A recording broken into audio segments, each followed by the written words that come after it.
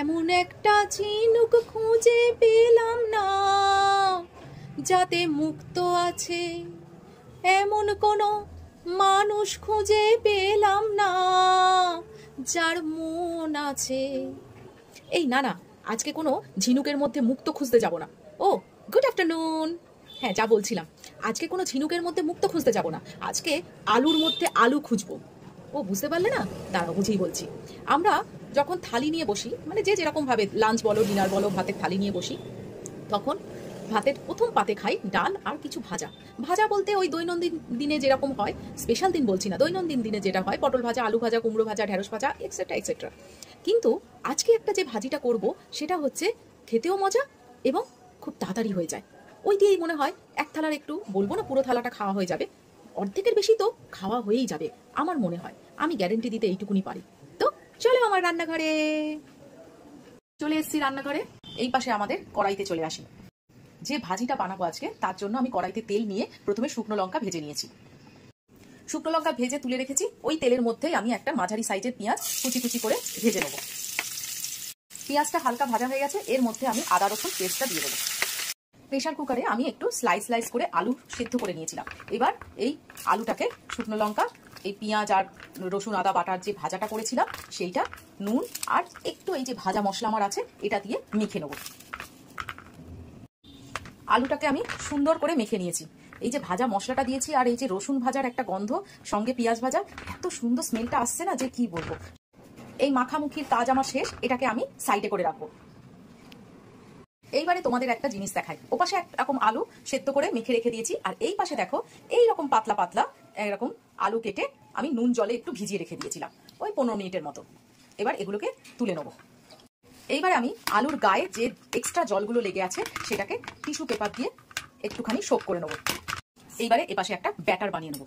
প্রথমে নিয়ে নেবো চালের গুঁড়ো। যতটা তোমার ভাজিটা করবে সেই অনুযায়ী সবকিছু নেবে। বেসন নিয়ে নিলাম, বেকিং সোডা একটু নেবো, একটু লঙ্কার গুঁড়ো, একটুখানি হলুদ গুঁড়ো, কালো জিরে, এটা অপশনাল, আর সামান্য নুন। এবারে অল্প অল্প জল দিয়ে ব্যাটারটা আগে তৈরি করে নেব।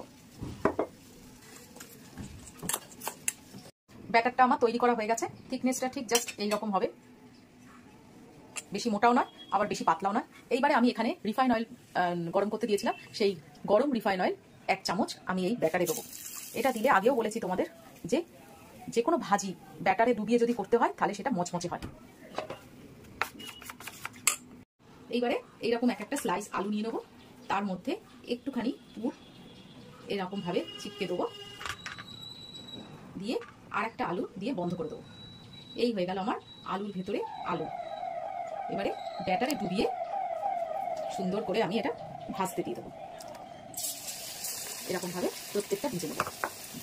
থালায় ভাত নিয়ে নিয়েছি, বড়া আমার ভাজা হয়ে গেছে। সেই বড়া তুলে, আর আমি ডালটা ওদের সাতলে দিয়েছি ফোড়ন দিয়ে, কিন্তু আমি একটু সেদ্ধ ডাল রেখেছি। এই সেদ্ধ ডালের মধ্যে না একটু পেঁয়াজ, কাঁচা লঙ্কা আর কাঁচা সর্ষের তেল দিয়ে মাখিয়ে খেতে আমার দুর্দান্ত লাগে। আমার যেটা ভালো লাগে আমি আলাদা করে তুলে রেখেছি। তো চলো খেয়ে নি।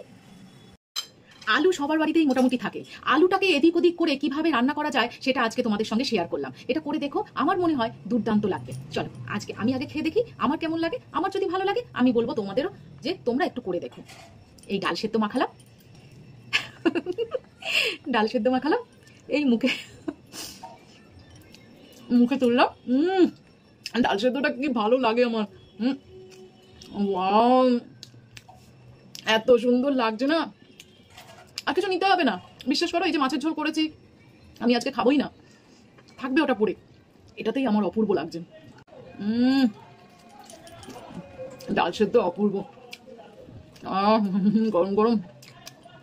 তো আমি খাই, তোমরা বাড়িতে করে খেয়ে নিও। টাটা।